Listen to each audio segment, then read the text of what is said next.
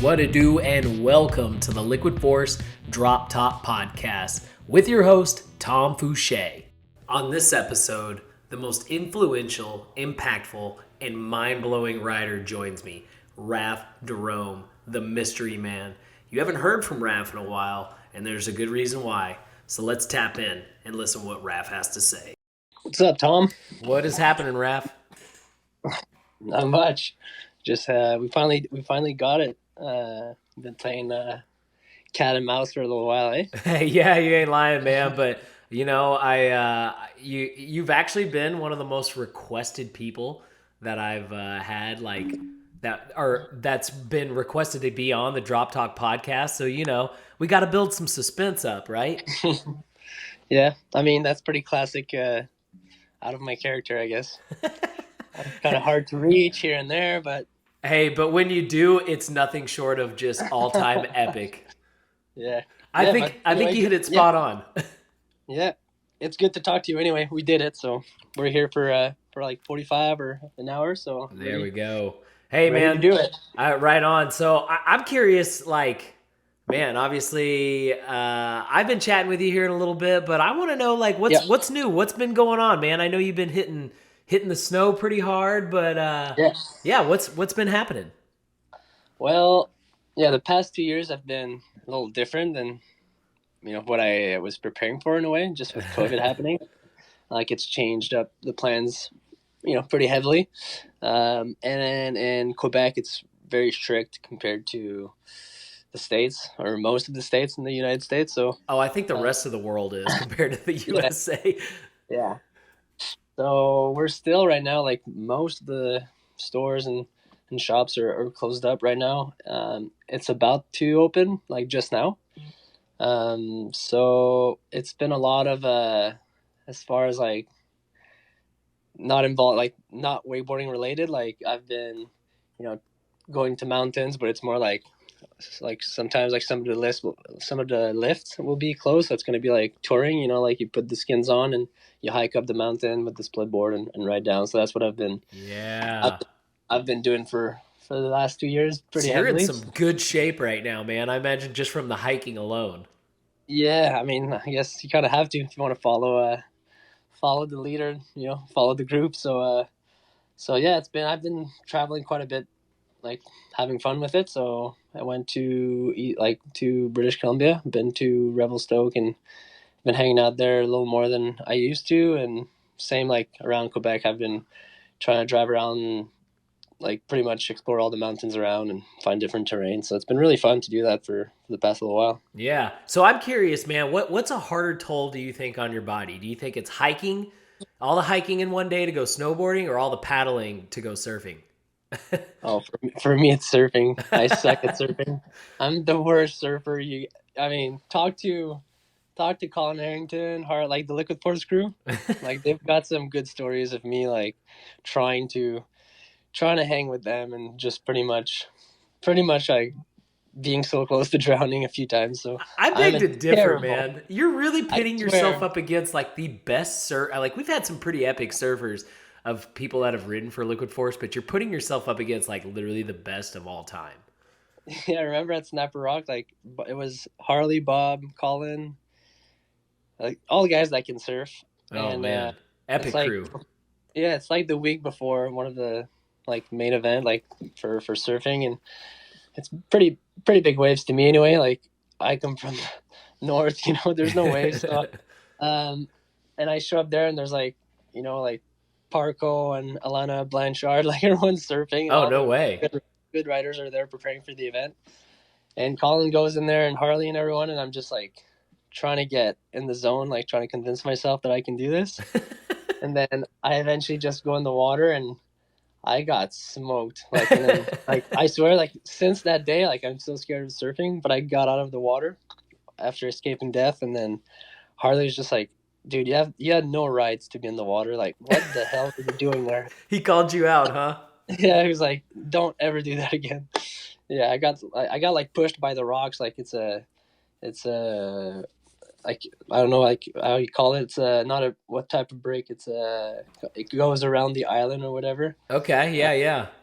And anyway, he got pushed up by the rocks, and it was a pretty scary situation. I dodged. I mean, I got to give you, I'm going to go the opposite route from them. I kind of want to give you props because if I saw Parco out there surfing anywhere, that's when I go crack open a beer and sit on the beach and watch and don't even attempt to surf.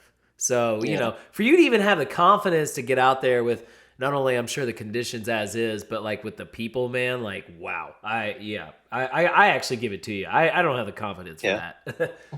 yeah, So, yep. But man, yeah, to answer the question you were saying, surfing is way harder on my body for me. yeah, I mean, hey, we're all a product, I guess, of our territory, and I think snow is a prime thing Mhm, for you guys. So, mhm. it's funny you say that because for me, I would, and this has nothing to do with actually uh, the conditions, or actually it has to do with nothing but the conditions. For me, it would be hiking in the snow. I would get my ass handed to me. Just because I live in a warmer climate, I guess because I've swim at least a little bit more year round than that. Purely on that, nothing having to do with the skills whatsoever. Because I'm probably one of the worst on standing sideways on snow and probably surf. So yeah, I either way, man. I bet you could probably put myself to shame whether Hey, it's the hiking, the paddling, or the actual riding. what I'm hearing is the snow is hard on your body, not the hiking. It's just the cold and stuff.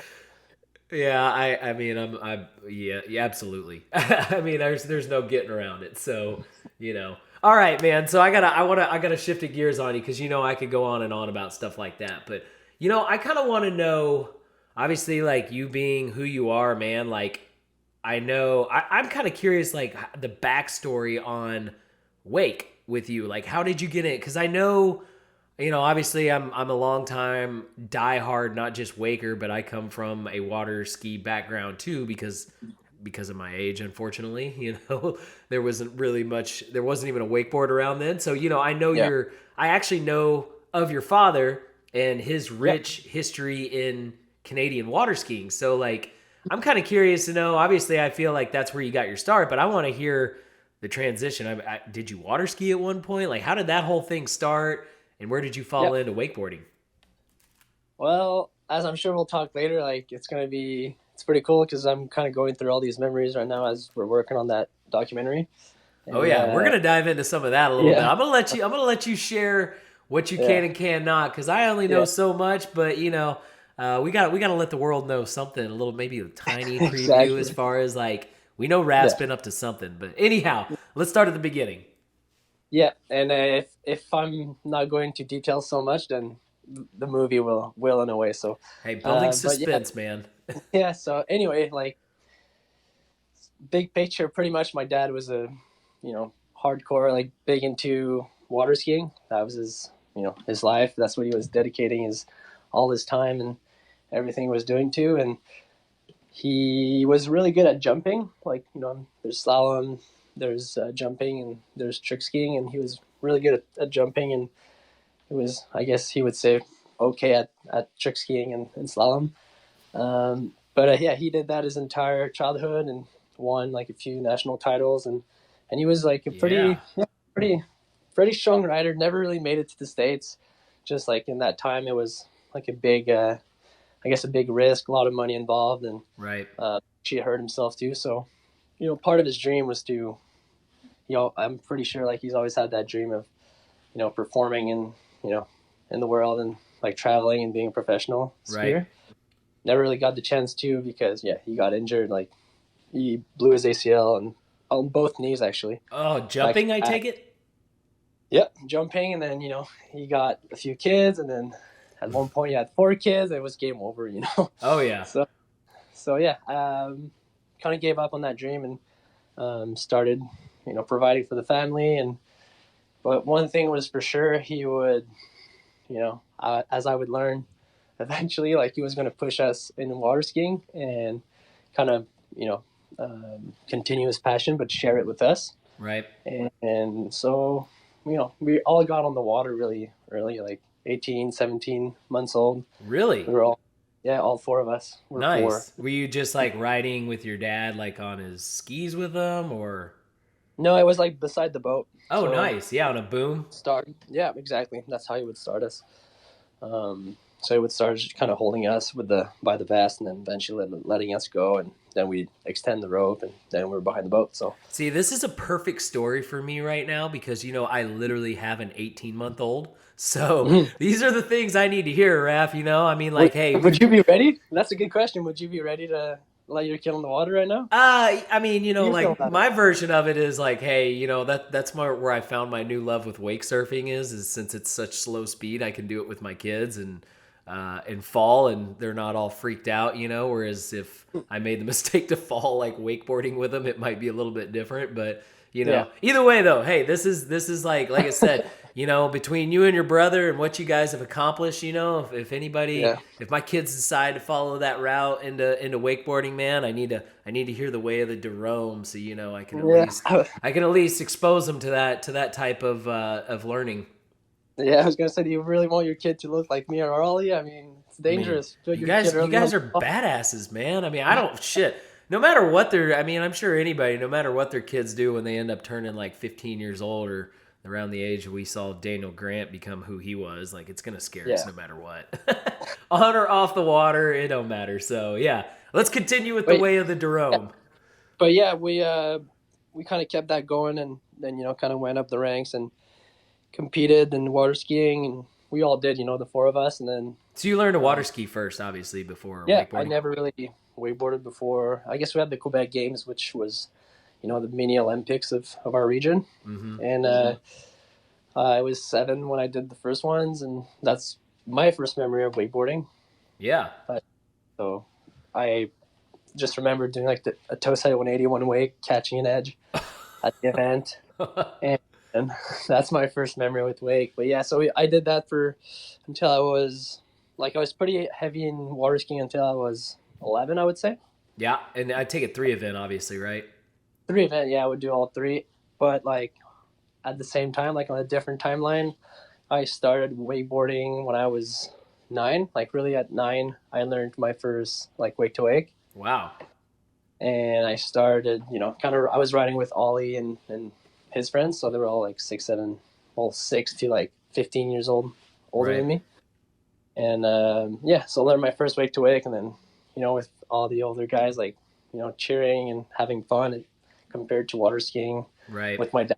Like nothing, like not taking anything away from my dad, but it's way more fun than one on one in the boat with my dad. Pretty serious stuff, like teaching me No, how to.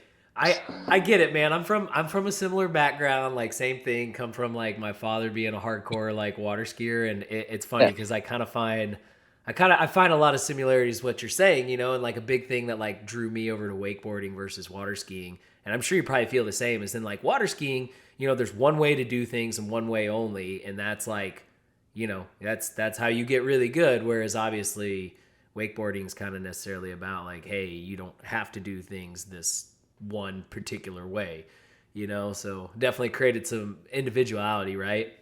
yeah. As we're talking, it makes me realize, like, as a kid, like, not once, not even close, like, I've had a conversation that looked like with my dad or Ollie or anyone, like, oh man, that style, like that, the way he does his tricks, or like, well, like that was not even a thing, right? Yeah, well, for sure, man. I mean, it's funny you say that because obviously, same thing too. Like being the water ski background, I still kind of like Yeah, follow. I at least like watch some of the stuff, especially like in my previous years competing at like Moomba Masters. I always make sure to watch like the jumping, the tricking, stuff like that. I'm already there, right? And same thing with like before it was plastic playgrounds. It was they were holding like the event there at Liquid Leisure. There's like the wakeboarding was like a sideshow to the London night jump, so I'd always make sure to watch that. And yeah, I could think of the same thing. There's like very very fine little differences between like one skier and another, whereas like obviously in wakeboarding it's night and day difference from Sam Brown to Rusty, yourself or Ollie, like it's just yeah. like there's so much you can pick apart and differences, Well, but yeah, I guess walking is more like orientated, like for like stats and points, and it's more yeah. regulated. Like, yeah, I think that's like one of the big reasons. Like, you don't really hear, I don't know, someone that runs a triathlon, and you'd be like, man, like, like style is insane. Hey, and let me just clarify too. Hey, no hate on any of that stuff, by the way, too, Yeah, because like that's I said, why I came on it like props. Those dudes are athletes. well, exactly. Not to take away anything from triathlon athletes or water skiers. I'm just saying like it's just a different.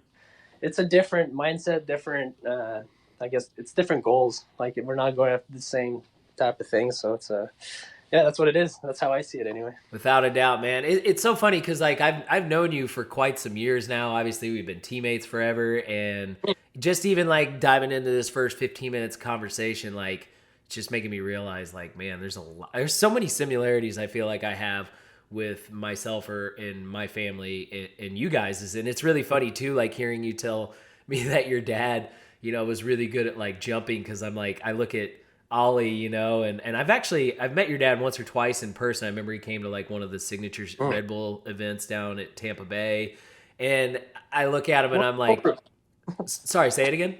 I was gonna say most people when they see my dad normally they kind of remember if they had the chance to talk with him. Yeah, oh, absolutely, man. I mean, guy's a legend, but it's funny because I look and I'm just like, man, jumping was like jumping and trick were like my better two events, and I look at like your dad, he's short, I'm short. Like we all fit the stature for these. We obviously weren't great slalom skiers because we weren't Yeah, tall. So I'm just like, man, Foucher's, Derome's, man, brothers from another father. yeah, yeah. No way. Very, very true. I'm coming finding these similarities more and more. Except for you, just deal with the cold way better than I can. I'm lack of Yeah, better words. We'll just say a puss. you're the exotic version of the Derome. I would have said it the other way around, man. Like you got exotic. You're giving exotic like it's a compliment. No, no way here, man. We're gonna go with more like I'm the the less talented. We'll just say that.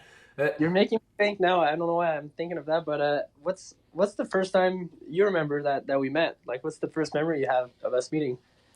Man, obviously this isn't the first time we met, but I mean, you and we've brought this moment up many a times in each Yeah, other's life. But I'll never forget our conversation that we had at what was that 2010 Wake the Line. I yeah. mean, that wasn't necessarily it, but that's like what resonated, and it's just funny because. I remember 5 years later, 6 years later, whatever, at the last Wake the Line, having another like deep, intense conversation with you too. And it was funny, like both times, it's crazy to me. It's like mind blowing how well you were able to see accurately into the future, man. You got like some like gypsy mind reader shit going on because you said some pretty accurate stuff. I remember that was like you're transitioning, like, hey, is Liquid Force going to end up being my long term board company when we had that conversation in 2010. Well, of course it did. Yeah, And then sure enough, in 2015, 16, whatever it was, the last year, Wake the Line, you were like, we yeah, had this conversation about, where's Tom going to be with Liquid Force in a couple years? yeah. And you were like, yeah, you're going to be the team manager, man. Like, duh, this is totally going to happen. And here we are right now. Like, Yeah. I Raph's remember that. a freaking, he sees into the future, man. You need to start reading palms and shit. Well, there's always like a few riders. I mean, that would stand out. That who's going to be a team manager in the team right now. One or two guys would stand out. You were one of them, so Yeah, it hey, wasn't too. you're setting the path, man. Like I said, you're a gypsy palm reader, man. You got a secret talent that I don't think you even know about. But hey, to answer the question I asked you, my first memory of meeting you, like that time at Wake the Line, was like the first time I guess we connected and had like a Yeah, really good conversation. And by the way, like indirectly in a way, or I don't know if I should say directly, whichever way, like you had a big impact because that conversation was me winning Wake the Line, which was my first big win, I guess. yeah, You were like, hey, like super impressed, and I'll make sure like Grace knows about you and the team, and we need to get you on. And I mean, of course, I was on the phone with you and the rest, but I don't know how things happened. But next thing I knew, I was on the team and kind of ended up signing like a good contract and had a pro model the year after, I think. So things really like kind of clicked at that moment, and it was like one of the steps anyway to me breaking, like making it into the scene.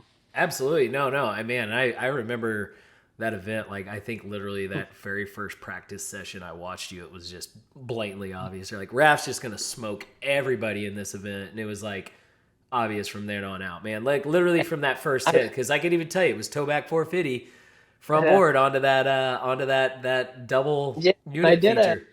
I did a Toa cab. Wait, what? Like I'm not even sure what it is. A cab 630, and I remember like the reason I did. I had never ridden a transfer before that event. Like a What? kick down rail. I had never ridden one You're before. kidding. No, that's true. So, but I rode in Langenfeld the day before because they had qualifiers for Wade the Yeah. Line. So I was hanging out there and I got to ride that transfer in the corner, like right corner, Yep. the second line, and I learned that's where I did the toe back 5 and got my tricks dialed for Wade the Line. But I just remember doing a cab. I did one over there, like cab 630, because you had just released an edit at a TSR, like doing a Yeah. bunch of crazy transfer hits. You mean a lot I of just spinning. Yeah, with a lot of spinning, and I Hmm. just remember kind of like, okay, like checking, okay, this trick, and the next day showed up and tried to learn every single trick you were doing. So Wow. to say is indirectly, it's pretty cool. It's like That's awesome. No, that's I pretty never cool. knew that. And actually, I think what's even more impressive is that you won that event, learned like with tricks you had just learned like the day before, and yet alone, obviously, as we all know, it's one thing to learn it on a full size, but on a system, it's a little bit more inconsistent, and then yet alone in that environment and how tight everything is even harder. So I like that's what's even more mind blowing with all It that. it helps to show like how it was different before, like in a way, like everyone now is so dialed, everyone's practiced, and there's like it kind of shows you in 10 years how much change there's been. Right. I'd be that guy no one knows of and kind of gets, kind of learns a few tricks, shows up. And so this, I feel like would not happen or will not happen because of the new culture, like how it is and how people get prepared and everyone's so, high performance. Yeah, no, it's different. Obviously, I know. I mean, that was an area we always gave you credit at too, because just like that event, you won. Like obviously you enjoyed yourself, but you didn't enjoy yourself like the same way the rest of us did the night before, the night of all that. Whereas like, That's different too. yeah, exactly. That's kind of what I was getting at. The Yeah. mindset of athletes in wake is definitely a lot different than my generation, and then the generation before me was even 10 times crazier. Yeah. I So, guess, I don't know if that's more a Rusty thing or if I'm part of the one of the reason too, but there's definitely been a shift in all sports too, though, I guess, like yeah. being focused on, and I don't know if I should say the right things, but at least focus on the things that make you be more successful in a way. But Oh, you that must be can talking HGH and steroids, right? exactly. But well, yeah, Oh, so I gotta ask then. So would you say I was gonna ask originally like what's the backstory on how you got on board with LF? But I think partially you kind of told the story right on like the long yeah, term getting on LF, because I know you got on board. What you were riding with us at that point, but I don't you didn't yeah. even have a pro model at that point, right? That's no, that's very interesting. I guess like that's part of the answer. The other part is I kind of made it like I really made it because of cable riding. Huh? Like I would say even riding rails more than anything because I was like a boat rider, and that's what I grew up to do and to Yep. be, and that's what I was doing most of the time. And I felt like I was pretty good at boat riding, but I could just never really. I just felt like I was better than what people thought because I could never perform in contests. I was pretty bad. Like I was really bad at contests. Like I've never Huh? really put down a solid run. I won. I had one. Like I would have like these, once every 2 years, I put down like a great run, and I won boys worlds with like Jacob and Steele and Harley and all these guys. That was like a high for me. And Yeah. in junior men, I had like a lot of troubles like adapting. I guess I was like super intimidated, but I guess it's I want you guys to like the documentary kind of explains things and it's pretty cool. Hey, But don't I don't share it all, man. You exactly can leave. You just build the suspense. That's what you yeah. do. So I guess that's yeah. That was like some of the reasons why like I was not performing, and I had like one or two good wins in juniors, pretty much. Right. But nothing more than that over like 4 years. And then when I was 18, like 2010, that's the same year I won Wade the Line. I won like one junior tour, and then I won Wade the Line. I won fees. I started winning some events, but a lot more on the cable side of things, and it kind of solidified my spot because like boat riding, I was good, was sort of like a hit or miss. Mm-hmm. So you had like Bob, who was, just a boss, like winning every single event. Oh, I remember. And then I think you probably had Mitch too. I'm not even sure, but I think you probably had Mitch So Enfield. you're actually right, and a lot of people don't know that Mitch was actually the junior pro men's world champion. Yeah, Mitch, like the best boat rider dude had there was. insane style too. Like he was. I constantly talk about this actually. A lot of people like that don't really know like crazy in depth. Like somebody like Gunther. I don't like. I think I was having this conversation with about how great Mitch was like well before people really I guess even knew Mitch. Like Mitch was I don't want to call it. He was borderline a Generation One all-terrain rider, kind of like yourself. Somebody that was like really good at boat, really good at cable, all that. So like Mitch was, I believe, in the same year he was Junior Pro Man World Champion, and then I rode head to head against him in a super final at the first ever Wake Park National Championships. So like that gives you an idea right there. Like Mitch was on his Hey, shit. that's funny. Like the way I saw things, like because at that point everything's not super well documented, right? Right. You don't see, no one knows what tricks I'm doing. No one really knows. Like you see like him you see Mitch at the event, but you don't really see him free riding or video. Right. Like he doesn't videos anyway. I saw Mitch as a boat rider. Like in my opinion, like as a kid, the best boat rider there was. I met him at Worlds in 2007, I believe. I think it was that year too, or 2008. But yeah. 2006. It was in Texas, 2006 or seven. Uh huh. That's the one. That's when I met him, and he won, and just good style, dominant, and he was like better. Like in my opinion, at that point, of course, things changed, but he was like more potential, and he was better than Harley, like better than anyone really. Like to me, Yeah. he was number one. Like if he wasn't at that point yet, he was going to be like in a matter of a year or two. So he was insane, and I never thought of him as a cable rider. I thought he started riding cable like 2012, 2013, after all the knee injuries. I thought Huh. he kind of like, thought he started riding cable at that point. That's how Wow. All I right, think of so him. you got to back it. You got to back it way up with him. Like I said, that's pretty wild to hear that from you because literally just saying like I rode head to head against him, for one at first and second place in 2007 Wow. at Wake Park Nationals. Obviously it was a Well, different generation of riders, and all that stuff then too. But like Mitch, absolutely like it was like I had to work for it. I'll put it that way. yeah, It was hard. he would do Pete Rose on the kickers too, I bet. Oh, of course, man. Of course, one of the best looking ones too, without a doubt. So But it's funny, yeah. So I guess it was like early on, like an all around rider, which was there's a few guys like being all around riders, but it wasn't as I guess as pushed forward. right. So I feel like we've been just like I keep saying, building suspense. That we haven't gotten to really break out in this whole chat so far that we've had. Like, let's hear what can you tell us? I mean, I think you kind of already been hitting. I've been working on something for the last 2 years. What can you tell us so far about this project that you've been working on? Yeah, so it's been like a long time in the process. Just with COVID too, like made things a lot more complicated. Trying to shoot a full length movie with travels and restrictions, and in Quebec it's super strict, and my team is based out of Quebec, so Mm-hmm. it was not an easy task, and we possibly would have been maybe done a year early on that, but um, I think everything kind of it turned out for the better, I believe, and we've been working on a full length documentary. It's going to be a little Yeah. like a full length documentary about Raph.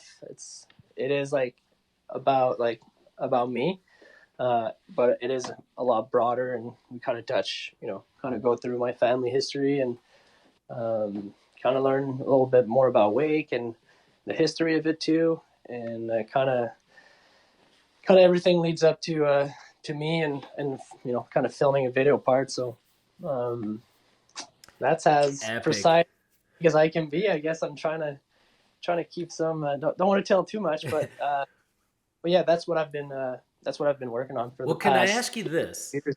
What Yep. can you share the name? Yeah.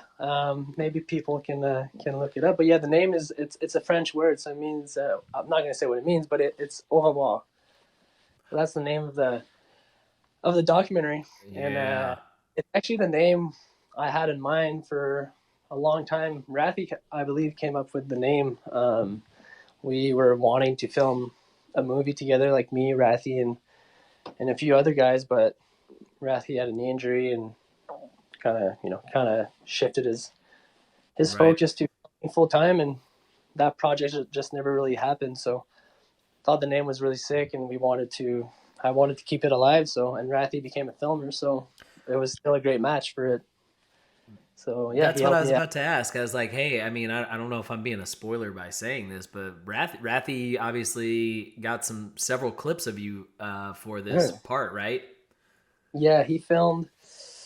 I mean, it's tough to say exactly how much, but he's been with me on a few different trips, and yeah, it's been really fun. It's been fun to have him, and just the way he films and the way he sees wakeboarding through through Oh, his both lens. It's just angles, man. I'm sure Rathy's like a one of a kind. You know, him and like a Colin Harrington. You know, they're one of the few that are like, hey, I know what it's like to be on each side of the camera. So you know, their vision is like got to be the closest thing, if not the to perfection in our yeah. sport. It's really, I get to film with Colin at the Malibu shoots and here and there, like for some events. Sometimes he's there, so it's really fun to shoot with Colin. But with Rathy, it's that we have it. I have the chance of I've been roommate with him for forever, and he's been like, in wakeboarding, he's been always like my closest friend, the guy kind of I don't know, like I can rely on, like a really good friend, and also like the best competitor too at the same time. Yeah. Oh, dude, Rathy's a legend, man, and all the shit that he's accomplished and like what he's done. He's another one of Yeah, those but guys that's kind of checked all the boxes too. You know, he was pretty much an all terrain rider. And funny thing it was. is, and I know you know this, like the dude was like an insane wake skater when like wake skating really started getting big. Yeah, You know, I mean, it's he kind of did it all. he did. Yeah, and he's got too much talent, I think, for yeah, he's got too much talent for what he's for what he is in a way. Like, what do you do with all that talent? And wakeboarding sometimes I guess is not enough, so he switches to something else and kind of keeps himself busy. No, That's that's good it for is, him. And but it's been cool to, like I was saying, like filming with him for that project is we're good friends, and also we've been like when I say competitor, he's a great competitor, but he's always also like he's been one of my greatest rivals or competitor too, like against me. So that's like the relationship we've had is full circle in a way. It's really cool, and that's why I think I've got that special relationship with him that it's hard to I don't know if I should say hire, but it's tough to hire like another filmer. Like I want to film with him as much as I can just with what we've got. without a doubt, and that's actually what I was going to lead into. You know, I hopefully again you stop me if by any chance I start saying any spoilers. But I was going to say, you know, like I think you know what you're saying right here is another behind the scenes thing that just creates an absolutely insane, epic, full video, full movie part is like how crucial is it having the right person filming, you know, because it's not just, I'm sure obviously a big chunk of it is obviously the shots, you know, and everything else, but you know, I imagine having somebody like Rathy there that not only, you know, sees it because again he's been in front of the camera too, but like the relationship that you have with him, like he's got to be I'm sure he's there to push you and obviously help give you the confidence and everything else for each one of these spots and all that other stuff. Yeah, I'm sure that's got to exactly. be a huge part of it. Yeah, and I've got like two like my go-to guys, and they've been the two filmers for most of the project. Is it's Jonathan Ferguson, who's been filming 90% of all my videos I've ever done. So I was gonna he, say he was responsible with you with all the of mind course, blowing Raph edits. yeah, and some of the ideas we came up with, it wasn't just me, it was him. So he's been like he was a really good writer too, and he was injured quite a bit, but it's like he would share his ideas and his mind with me. So we kind of we were able to do like really cool things, and yeah, not a chance I could have done it without him. But yeah, Jonathan and Rathy are like the go-to guys to film, and they've been helping me for the past, well, I mean, over the last decade for sure. That's awesome, man. Well, and again, stop me if I'm saying too much, but I kind of curious to ask: are we gonna see any footage in the movie of riding at your home Mhm. cable?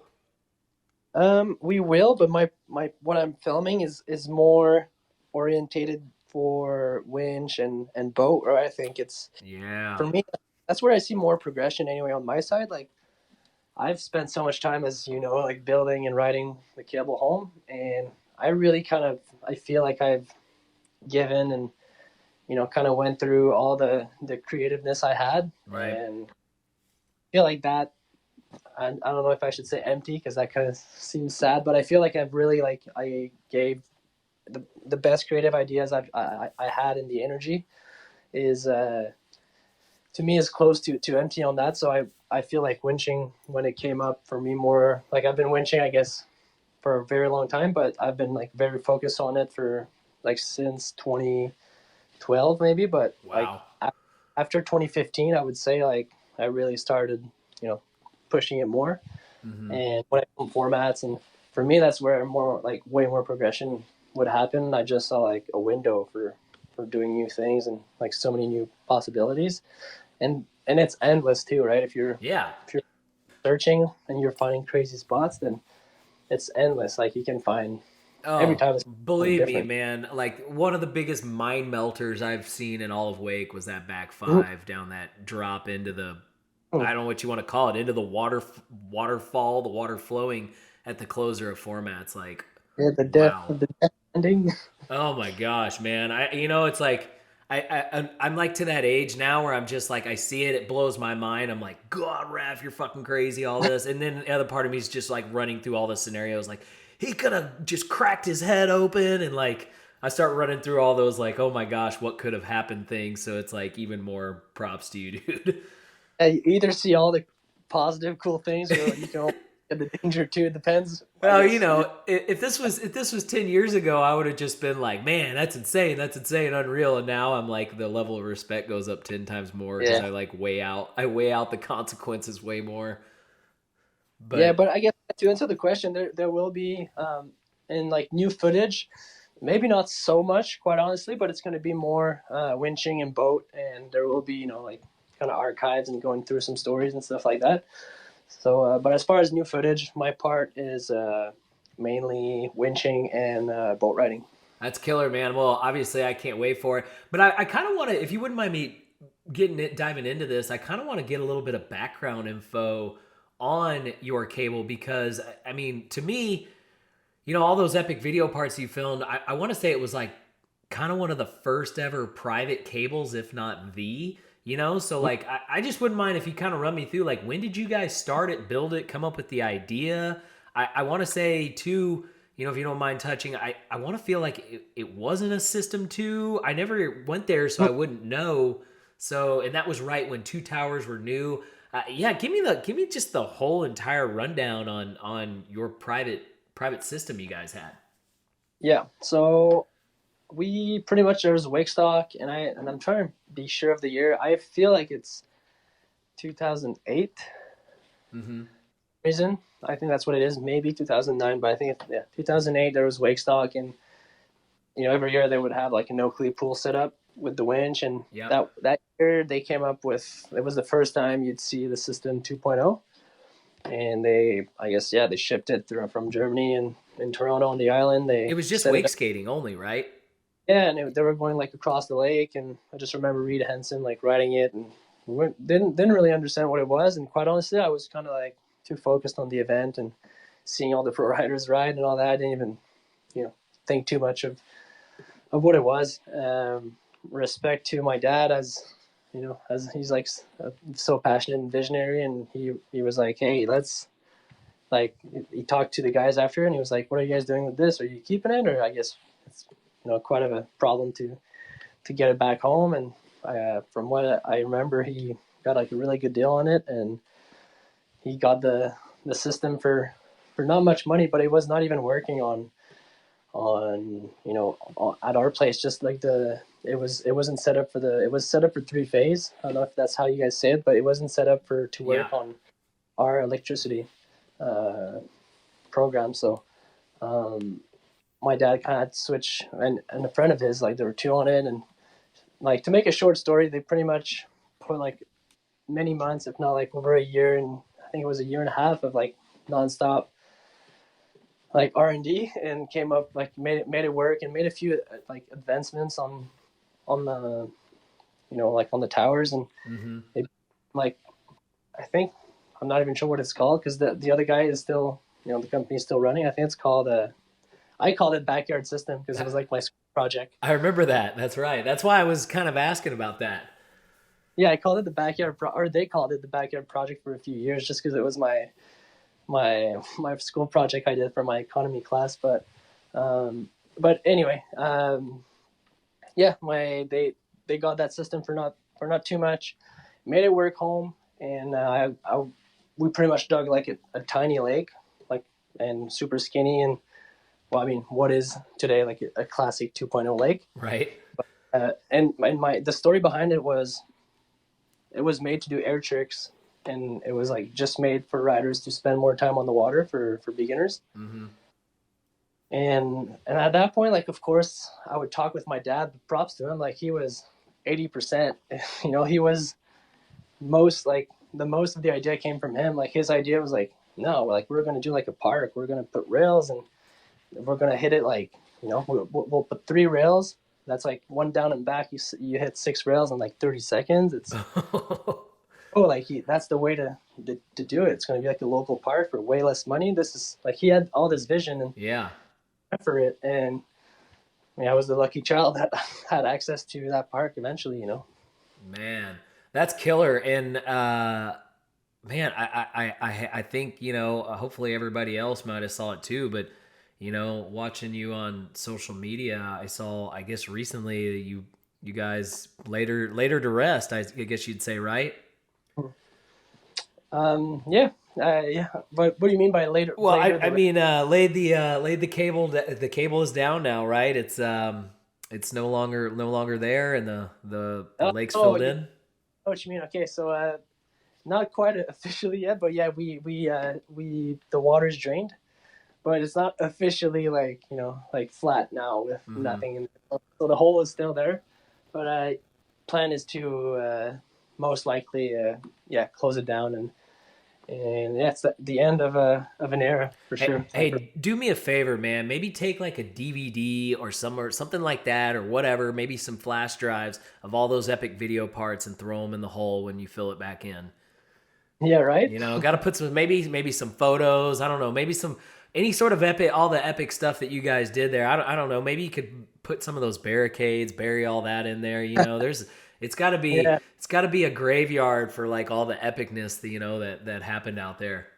yeah. There's definitely a lot of GoPros and a lot that went down that lake. So later, That was unintentional though, right? no, exactly. But we should go. I should go on a search and try to see what we can find. Actually. That's awesome, man. So I'm gonna shift a little bit of gears on you on this because I do this a little bit of everybody. So I got some trivia for you, and just like all the others, Mm. I have to dig. Some of these answers I already knew, but some of the stuff I kind of had to dig for. So I try to structure some of the trivia questions according to like who you are as an athlete. Mm. Like a Canadian wakeboarder that shit. You're 30 years old now, right? Yep. So I you've think as a wake nerd, so I feel like I'm yeah. pretty good. But I didn't know Mitch was a cable rider, so kind of lost. Oh, that wasn't even trivia either. But yeah, exactly. I feel like you're at a great age where like I mean, almost everything there is about wakeboarding. So, anyways, I got some trivia questions for you, and I think probably I got like 4 of them, and I think one of them I can stump you on. Mm. That I think so, but I kind of think you're gonna do pretty well on all these. So we're gonna start off with the first one. What Yep. Canadian had the first pro model wakeboard? I'll go with. I don't know if that's the one you'll surprise me with. My first answer, quick, would have been Jeremy Kovac. I think you're correct. Now it's a combination because Jeremy Kovac and you correct me if I'm here. That's what I have too. But I think it could have been the same year as maybe Jeff here. My second answer would have been Jeff here with. Is it Free Motion? I guess he signed with. Was it or that was later? I'm not sure. I had Jeff here down with Hyperlight, but I No. could be wrong. Now this one I'll be honest. I'm kind of looking for a little bit of background on it. Now Kovacs was with I Icon, feel right? Kovac was earlier, but I would not, put any big amount of money on that. Well, I was hoping you could kind of help me out with this because unless I talk to Jeff or Jeremy, that's about the only other way I might get the real answer. So, For me, you know, Jeff was like younger and came up like the ranks like right after Jeremy. So I feel like in my memories, I would have just bet that that Jeff was later, but right. I don't.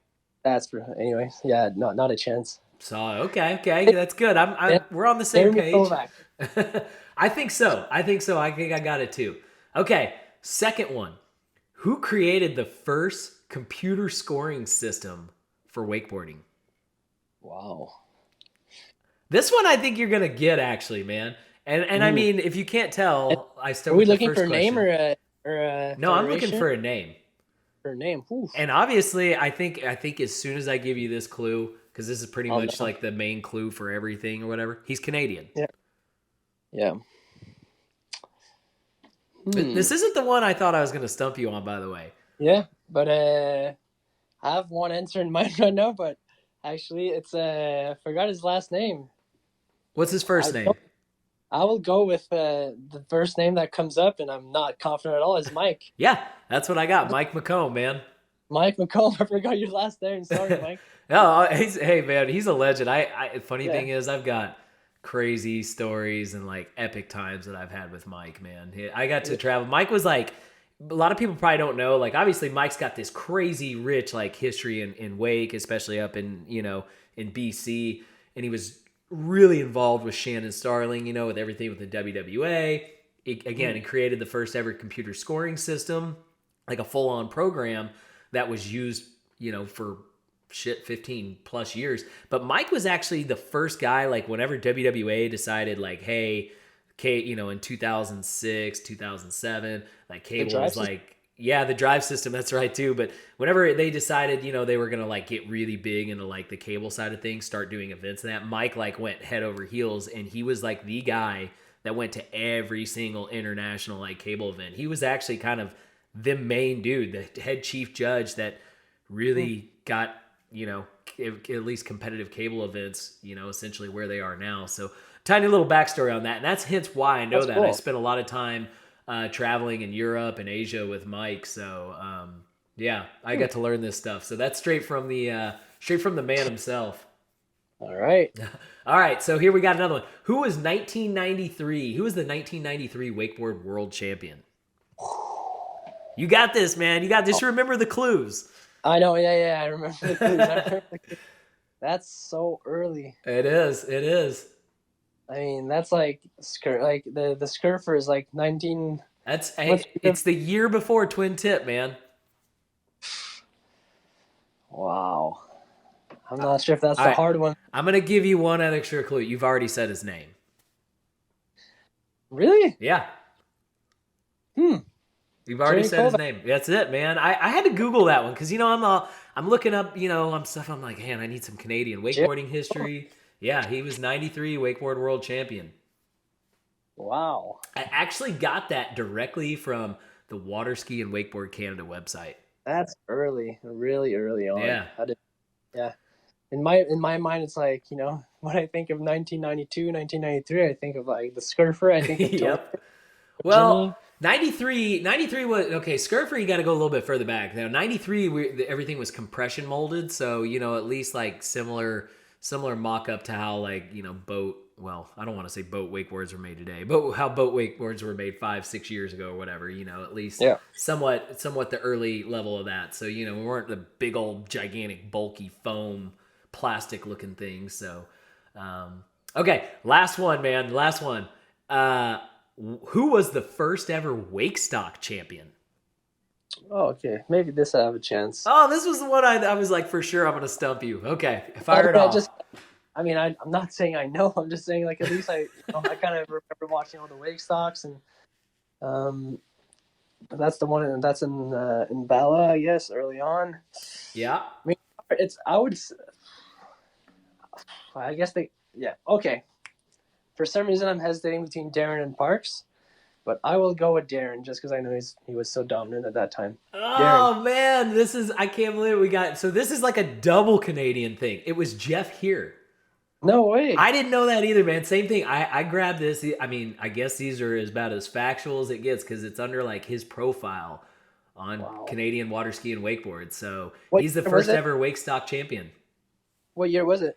You know, funny thing is, I even have it open right now, like still on my computer, and it doesn't say. It Hmm. just says I, like under his career highlights, he was the first ever Canadian wakeboard champion and then first ever wake stock champion.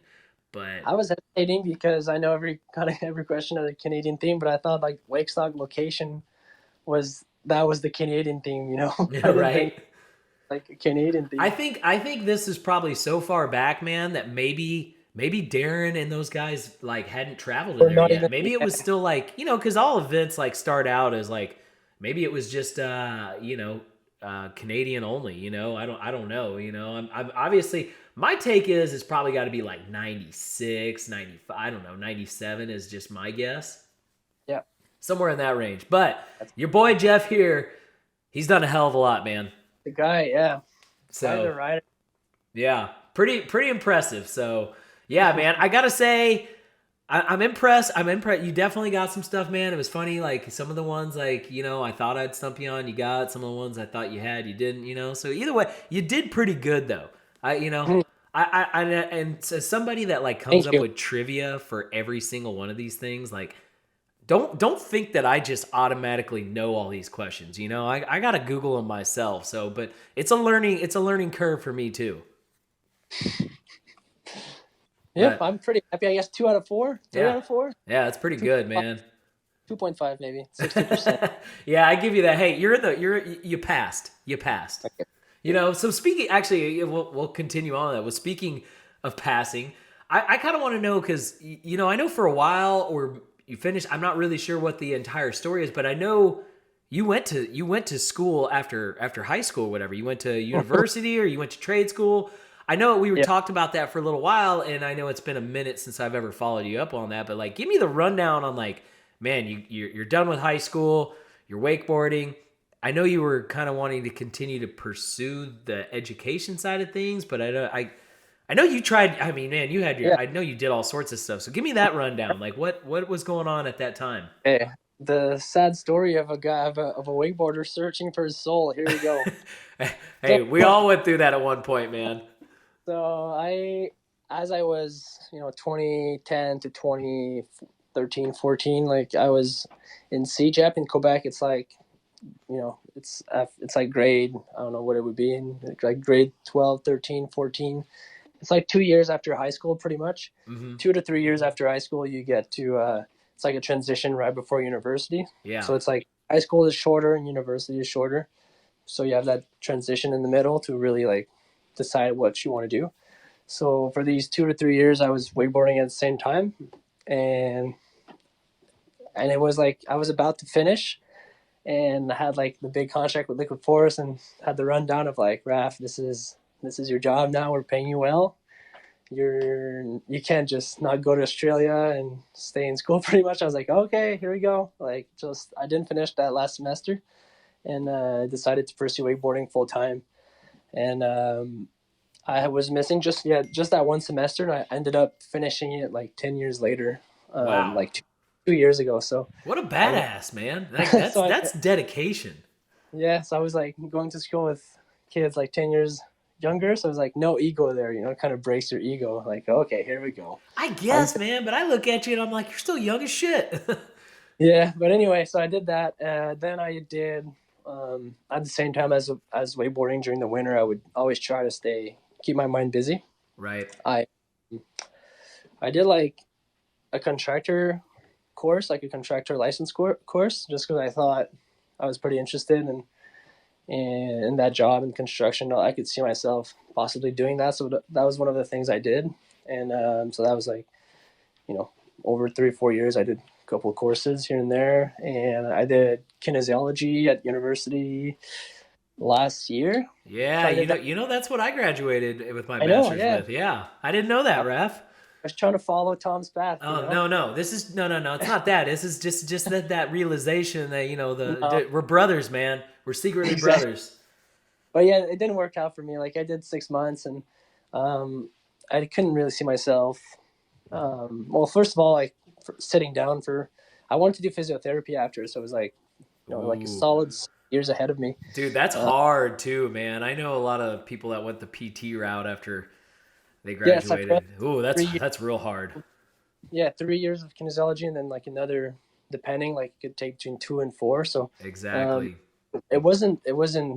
I really like it, and I'm pretty passionate about it. I wish I knew more and I could do more, but yeah, just there's so many other things to do, and decided to let that one go and focus on other projects, and right after that, you know all my energy switched to that documentary, and then some real estate stuff too. I'm starting to use that contractor license, and that's one of the projects I'm slowly starting to graduate to. Hey, good for you, man. You know, it's always good. I mean, it sounds like you're doing well. Not all the eggs in one basket, you know? Yeah, that, and like another cool project I have. Here we go. This is my obsession. If you didn't know, I'm obsessed with saunas. That's what you were saying. It was funny, you know, when I was speaking with you, yeah, a couple weeks ago. I remember That's you saying that, and I'm like, what? that's the coolest project I've ever done so far. Was I've been building a barrel sauna, like so. Not sure how you call it, but I Yeah. got like this bowl where I'm cutting and doing all the joints for the wood and putting it all together. So the circle and the barrel's finished now. I'm just waiting to put in the electric heater and the rocks, but it's pretty much finished. So I can't wait. This is like one of the things I've been wanting to do. So that was my winter project. Well, that's awesome, man. Well, I take it Yeah. you still got what, like a month and a half left of some really cold weather to truly enjoy it, Yeah. right? Going to Florida in March. So March, April, May, I should be in Florida, and stoked to go ride again and get out of the COVID situation here in Quebec. It's been pretty tough. Oh, I think it's, man. Obviously, I think I speak for everybody in this world. It's been Yeah. we're all over it, man. That's for sure. So, Yeah. but the funny thing is, you're going from like one extreme to the other. You know, going from like, Yeah. hey, everything's really strict. We're like Florida, and I hate to say it, but it's probably pretty similar here in this state that I live in. But like, you wouldn't even know it exists there. It might be everywhere, but you wouldn't know it exists. Yeah. Exactly. So, hey, if you don't mind me, I kind of, man, I kind of want to tap into something I've always really wanted to ask you, but it's none of my business. So, by all means, feel free to shut me down. But I've always wanted Hey. to have the discussion or want to know about Red Bull because, man, like to me, you rode for them for a while. Like you were the perfect face for like somebody like Red Bull. Because when I look, Red Bull athletes are the top tier. Like they're different. They're built different from everybody else. And like you Yeah. were so textbook like that guy and you rode for him and then Hmm. it disappeared, you know, which to me like still to the day, I feel like you should be like the face of Red Bull Wake. If you don't Hmm. mind me diving in, man, obviously I just curious like can you run us through some highs Yeah. and lows? What was it like to sign with them, you know? What's it like to be no longer with them? Yeah. Um For sure. I Give me mean, the yeah, timeline. it's one of the.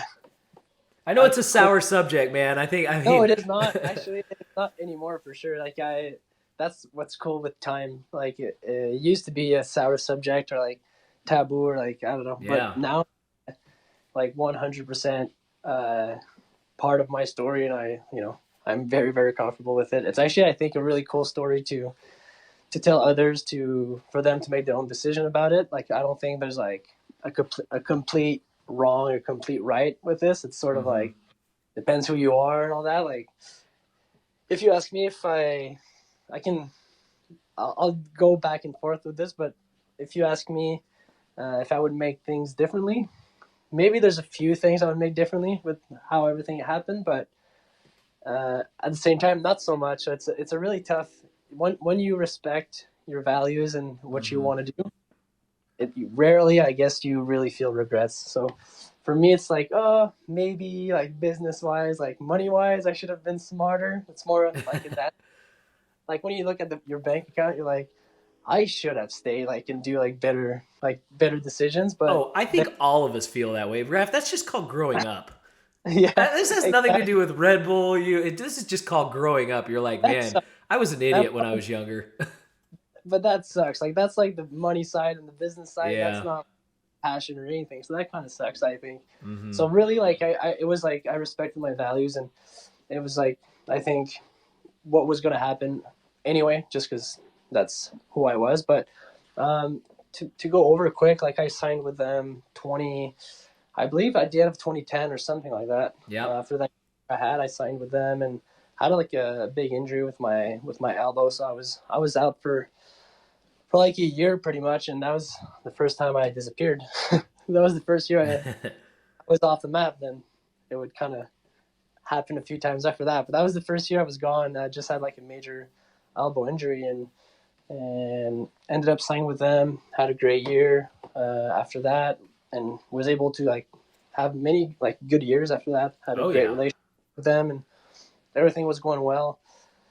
Then I kind of switched to making videos, like video parts, and was a little, I was gone a little more. Um, and then we just had like different visions, and I wasn't, doing all the things they were asking, and I knew I wasn't, so I was Mm-hmm. sort of like, you know, pulling the elastic, but you can kind of guess where things are going, but all the details and like all the answers will be in the movie. Like we go through that section. Oh, that's It was awesome. I didn't know that. That's cool. Well, we can leave it at that. We just know that the Red Bull story will tell its tale. Yeah, and even for me, it was fun to see others talk about it and kind of go through it again, and it made me realize like, oh, this is what was happening, of course. And it kind of, sometimes memories are blurry, so Right. just to get all the memories back, it kind of, yeah, it explains the story pretty well. That's awesome. Well, hey, believe me, there's a lot of blurry memories for me. I had a lot of fun during my wake years. So, but I gotta say, it's funny. It just made me think of this, and I gotta just share this story. It was good, but like, I know you definitely remember this. This was during your injury, and I believe it was also your first ever liquid force shoot. Do you remember how we almost died in Bull Shoals, Arkansas? I don't You don't actually, remember but this? Okay, so no. you remember you and I roomed together in Oh that yes, I old remember that. cabin, Yeah. and do you not I, remember I woke up early in the morning and I was like, "Oh my gosh, it stinks in here, it reeks." And you and I had fell asleep and the pilot light went off on the oven and leaked propane all night into our room. Do you I not don't remember remember. this? And woke No, up I and remember I woke you up and I was freaking out. I was like, "Raph, we got to get out of here. The room's filled with gas." Tom, I don't remember. That kind of explains how. What? How do you Yeah, I not don't. remember this? I remember like in the full panic, like there was no telling how long it had been leaking gas all Tom, night in I our was, room. I was a child, not even like conscious of the problems and the dangers up there. Oh my gosh. No, I look back at it, and of course, unfortunately, this isn't like some cool story how we were like winching something and whatever, Yeah. this and this happened. No, it was just we fell asleep. A pilot light went off in a a range, an oven, whatever you want to call it. And I woke up in the morning and the room was filled Wait, with gas. when I said I remembered, I thought you were referring to when I ate raw chicken from the chef, the chef Aaron Reed, which Yeah. he really hates when I tell that story. I made it look like it's his fault, but yeah, I thought that you were referring to that, the raw chicken No, burger. no. If there's, what the funny thing is, if there's only one other moment that I could probably say, came close to dying, which actually we truly know. But it's funny. I remember you actually at the very beginning of this saying, "Oh yeah, I caught a toe edge, frontside 180 wakeboarding, when you were really young." That's Yeah. probably one of only two times you've ever caught an edge, and the other time it's so funny because I never forget Oh this. yeah. I'm sure you probably already know where I'm going, Oh and it yeah. actually was not your fault. It's like not a true like control, but I'll never forget. I think this is for you probably also too. For all of us, the very first ever time we had hit the mega ramp, at the Red Bull Yeah. Signature Series in For Tampa me. Bay, and I remember you practicing, and sure enough, like you go up, do this like perfect like cab nine, land it, Mhm. but landing down in that huge ramp, you have no line tension. It's just all slack, and you couldn't stop your momentum. Like you had landed on it, and you couldn't stop your momentum, and you kept spinning on this thing on Mhm. the way down. And not to mention, at that point, you're probably going 40 miles per hour, 50 something K, and it just perfectly lined up with your back edge right when you came off that thing. And that was like the worst crash I had ever seen you take in your Yeah. entire career. I'm sure you probably remember that. Oh, of course. I mean, sort of. I don't know But how you didn't come out concussed. well, I remember like every time I've fallen wakeboarding, like my memory, my reflex is always to go like okay, what just happened? Do you remember? Remember? Okay, you're okay. You're okay. You're Right. not. But yeah, caught that edge, which was horrible. Like I've never lost consciousness, or I guess lost memory from Uh-huh. like a concussion. Like I've hit my head on straight up concrete, and I've had that like 2 or 3 really bad edge cut. That's definitely the worst one of all of them. Oh yeah, I will never forget. It was just freak. Nobody sees you fall like that, you know? No, and that was just like 10 minutes before quarterfinals at Lake Yeah, Open, the that's right. biggest event. I was like leading, and I was like in a really good position. So I go to see like the physiotherapist, whatever, he plays with my neck, and I'm all like, I was all like fuzzy, like all weird. It Hmm. wasn't like, I just didn't feel like in my body, but it was definitely like the closest I've had to, I guess, like an official concussion. I was like Yeah. lose consciousness or anything, but I was You were rattled. definitely off a little bit. Yeah, Yeah, for sure. I No, know, I hate to confidence bring too. up a fall, man. Like that's never No, good, but it was but my just mind blowing. confidence, it was like physically, but my confidence too was like, whew, like taking that huge crash in front of everyone. It's right before the big events where you're sort of like, oh, it was definitely challenging for sure. Oh man, hey, you rebutted well. I'm pretty sure you won the overall, right? No, actually, what What? happened? Here's my greatest competitor. I was saying, I that was the second year. That was 2013, Yep. and I didn't make it the quarterfinals. Actually, right after that, I didn't make it because I did a cab 9, Uh-huh. or I fell in a cab 9, and then second try I did a cab 5 because I thought it was enough, Yeah. because Audi had done like an Indy bag 3, so I was like, oh, I'll do that cab 5 late fail and I'll seal the deal. There you go. But here we go. It didn't work. It didn't Oh, I work. played it too safe. Dowdy pushed me out, so it was a heartbreaker. But I ended up finishing. I won the park and the boat, but I didn't Yeah, do the well. big air. So who won? You think? Here's a trivia for you. JD Webb. No, my greatest Oh no, competitor. no, Bob Sovin won big Oh, air. Oh, Aaron yeah, Rathie won the overall. yeah. Rathy, I think, got second in all events, Oh, I was thinking it and was ended JD up. Webb. No, it was really close between me and Rathy. I think he kind of squeezed the. Ah. And yeah, so I ended up second. So that was a heartbreaker. Thanks for bringing that up. I'm I was sorry, trying. man. I'm sorry. There's only so many things. It's like it's weird because obviously, like I've followed your career, is your professional career from the beginning, and literally like travel with you, done all this stuff, but I've like never really ever seen you fall bad, and that's just it's. I know it's unfortunate, but some of those things just resonate because they're so freak, you know. Yeah, always like a moment where, and that was for me too. Like it wasn't that the edge cut fall actually. That was like a big moment for me. It was the fall in the actual event, Yeah, like that, and I fell on. Like falling there was like a big, it was like a big moment because it was yeah, like I wasn't falling very often too, so it was sort of like, oh, what's happening? Like, am yeah. I? The It pressure's was, on. yeah, and everyone was like, silence, like, oh my god, Raph fell. Like, I Yeah. felt it, So it was, yeah, but I feel it's pretty cool to. It wasn't like it was a challenging feeling, but it was a. I'm pretty happy I kind of had that experience, special one. Well, for sure. And hey, I mean, let's not forget too. Let's all be realistic. I think every one of us might have got 3 hits for practice for that thing too, and for like 95% of us, it was our first time ever hitting that. So, you know, Yeah, I get you scared. there. We were all scared, eh? we shit. I was. Hitting. I was way. I was way more scared than any of you guys. I can promise you that. I can't remember actually talking about it with you. Oh, I was mentally fucked. Yeah. So, okay. So before we end this thing, I got a few. I'm gonna fire off some quick questions, man. Like they're just simple one answers. So you fire them off to me as quick as you can off the top of your head. Give me your Okay. top 3 pro all-terrain wakers. Aaron Rathy, Yeah. Parks Bonifay. I'm not sure if I should say today. Whatever. Parks Bonifay, All Aaron, time. and Mitchell Langfield. We just talked about him. There Oh, you all time. go. I like Oh, it. I thought it was. I just named the first 3. No, that's good. That's it. All time. There's, That's perfect. there's some way better ones possible. Not Nah, possibly. There's some that's better good. ones. That's what I'm Yep. looking for, Raph. I'm wanting them right off the top of your head. Okay, top 3 tricks in wake. Tantrum back 3, method, and wrap nose toe back 5. There you go. Classic. Okay, top 3 tricks in snow. Method, nose back 5, um, and Japan back 1. There you go. Okay, boat or park? Park, Winter park.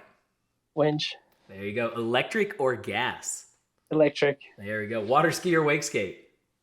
Wait, water ski. Sorry, Ah, there you water go. ski. Sorry, Well, Daniel. I, It's in my veins, you know. it's all good. Hey, half the reason I asked that, I saw, I know I know you put a towel down on your order, so a Mm. towel wake skate. So No, but I've been playing with it quite a bit. I'm just not, not ready to show the world, the three, not ready to show the 3 shoves to the world yet. that a boy. Hey, we need to link you and Felix up together. Oh man, he's gonna make me look bad. All good. Okay, hot or cold? Cold. Cold. Skate or snow? No, There we go. Best place you have ever traveled? Ooh, you got to and think about this one. Say it again. Japan. Yes. Hey, that's a top 3 on my list too. Okay, worst place you've ever traveled, and it's okay to say Florida. Oh. Kidding. I mean, there's been some great memories over there, but I'm kidding, man. I enjoy it. I'm just saying. I'm just. I've had some battles with Florida over the time here, so I get it. Honestly, it makes me sound positive, but I have nothing. I can't think of any place I've kind of was really bummed on that I didn't really. It doesn't come up. That a boy. So, I like it. I'm too positive of a guy, I can't say anything negative, I guess. That a boy, man. Good flex. Good flex. You know what? And we're gonna keep it positive. We're gonna end on that. So last bit, man. I want you to have your fair share right now. Give a shout out to whoever you need, whoever you want. Give the thank yous out, man. It's all yours. All right. Well, first of all, thanks to Liquid Force just for putting on that podcast, and thanks for them to supporting me for I don't know how many years now, for quite some time, for close to 15 years, and yeah, thanks to Malibu Boats also, follow Wake for supporting me over the last few years, and yeah, I guess I just want to say thanks to you too. Thanks for doing that show and taking the time to do it. It's fun to hear the voice of all the riders in the industry. It's always cool. Hey man, I gotta thank you for being a part of it, because this was long over, not only long overdue, but man, like I learned a lot of shit. I learned. Yeah. I learned. It's funny because I always tell your brother. I always call your brother my brother, and I feel like I got even another one, man. Not even a step brother, man. We're talking blood. There you go. So, But hey, I just want to say, Tom, to just for whoever's listening, we have premieres in mind for the movie coming out. So it's going to be most probably spring, early summer. So like May, June. We're looking to officialize all these premieres, but we'll do like a couple of premieres in Europe and Montreal and Orlando. So we're working on all of that, but we should have some premieres there, and also like an official date release not so long after that. So kind of keep you posted on that, but yeah, working on finalizing the production and the distribution for the project. So hopefully you hear some good news. There's probably like a website and all sort of things popping up in the near future. that's going to be awesome. Well, I think you said it well, man. If you want to be the first to see that, you got to check in on these premieres, right? Like you got to attend them, and they're going to be, I can tell you this too, because I've been working with you a little bit on it. They're going to be all time. Like it's going to be an absolutely incredible atmosphere from everything that's happening, and they're going to be at absolutely amazing venues, right? Yep, exactly. We just want to make sure that's like quality showing and people get to sit down and really kind of get in the movie. So yeah, hopefully it's going to be a good time for everyone. That's right, man. Well, again, Raph, I can't thank you enough, man. And I feel like the funny thing is I have my sheet, with all these things I want to talk about. I didn't even get to tap into like a lot of it too. So, we're going to have to do this again, man. Maybe after you get your time doing all your premieres. But man, I know there's still plenty more to discuss with you. So yeah, maybe we'll do this again. Hopefully maybe we could do it in person. Let's do a part two after the movie, after everyone's seen it, and we can discuss some topics that we've gone through. That's exactly what I was thinking, man. I wanna talk to you. I could probably go. This is probably gonna be one of those movies I watch like 15 times. So I'm gonna have to go I'm gonna have to go scene over scene. You know, I'm gonna be like talking to Quentin Tarantino over here. Sounds good. All righty, Raph. Thank you Thank you, so Tom. much, man, and we'll be talking soon. See ya. See everyone. Bye bye.